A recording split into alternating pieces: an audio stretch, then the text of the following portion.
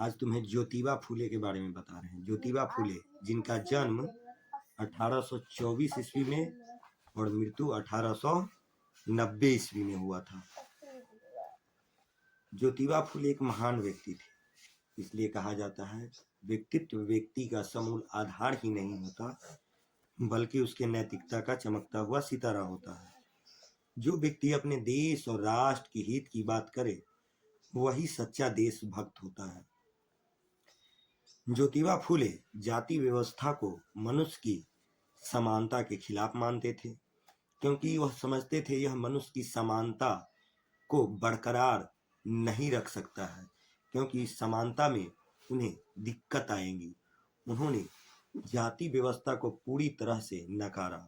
अछूत वर्ग के खिलाफ अमानवीय व्यवहार और उन्हें सामान्य मानव अधिकार से वंचित रखने की स्थिति ने फूले की जाति प्रथा का प्रबल विरोधी बना दिया।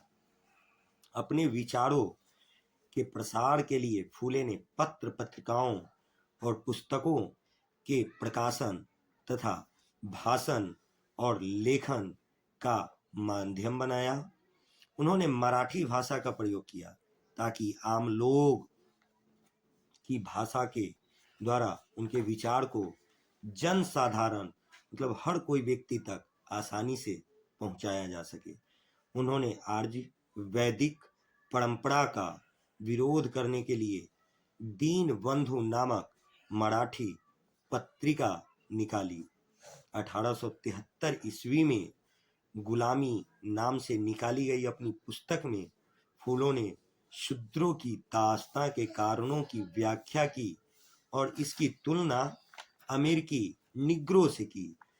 अमेरिकी निग्रो मतलब काले गुलामों से की। इस तरह उन्होंने भारत की जो निम्न जातियां थी और अमेरिका के काले गुलामों की दुर्दशा को एक दूसरे से जोड़ दिया। फूले ने जाति प्रथा की आलोचना को सभी प्रकार की असमानता से जोड़ा। असमानता के खिलाफ लोगों को जगाना ही उनके संघर्ष का मूल्य उद्देश्य रहा। जातिगत असमानताओं और शूद्र जातियों की सामाजिक अधीनता तथा आर्थिक पिछड़ेपन के बीच जो संबंध थे, उस संबंध के बारे में भी ज्योतिराव फूले ने चेतना जगाई। उच्च जातियों ने किस तरह किसानों का शोषण किया, उसका विश्लेषण उन्होंने विस्तार से किया। किसान लगान के बोझ तले और महाजनों के अत्याचार से परेशान हो चुके थे।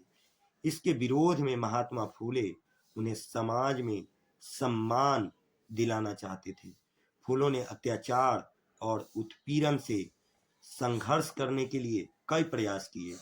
उन्होंने ब्राह्मणों के उस दावे को नकारा कि आर्य होने के कारण वह औरों से श्रेष्ठ है। फूले का तर्क था कि आर्य विदेशी है और ये यहाँ के मूल निवासियों को हराकर उन्हें निम्न मानने लगे थे। फूले के अनुसार यह धरती यहाँ के देसी लोगों के कथित निम्न जातियों की लोगों की है। अतः उन्होंने सुझाव दिया कि श्रमिक वर्ग और शूद्र वर्ग को जातीय भेदभाव खत्म करने के लिए संगठित होना चाहिए। इस तरह फूले द्वारा स्थापित सत्य शोधक समाज, जो समाज को शोध के और सत्य की राह पर लेके चलने के लिए बनाया गया था, जिसे सामाजिक संगठन ने जातीय समानता के समर्थन में मुहिम चलाई। फूलों ने गैर ब्राह्मणों का मनोबल बढ़ाया। उन्होंने धार्मिक विचारधारा और जाति प्रथा को पूरी तरह से नकार दिया। उन्होंने महाराष्ट्र की सभी निम्न जातियों के लिए एक सामूहिक पहचान बनाई। फूलों ने उच्च जाति के नेताओं के उपनिवेशवाद विरोधी राष्ट्रवाद की भी कड़ी आलोचना की। अपनी एक रचना काश्तकारी की चाबुक में की है। राजनीति में किसान को एक वर्ग की तरह प्रवेश कराने वाले वह पहले व्यक्ति माने जाते हैं।